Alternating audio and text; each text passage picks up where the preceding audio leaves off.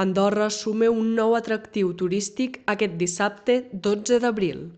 Descens Jumping Pont Tibetà inaugura a Canillo dues modalitats d'aventura vertical. La primera, el bungee jumping, és un dels salts més alts d'Europa amb 130 metres de caiguda lliure. La segona proposta, el ràpel, permet gaudir de les vistes de la vall.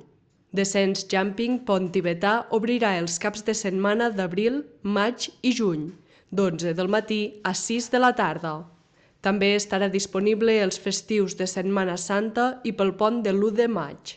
A partir del 23 de juny i fins al setembre, l'activitat ampliarà l'horari a tots els dies de la setmana.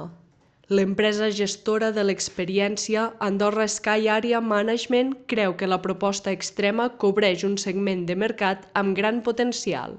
Aquesta suma un nou al·licient al pont tibetà que des de 2022 s'ha convertit en una de les principals atraccions turístiques del Principat.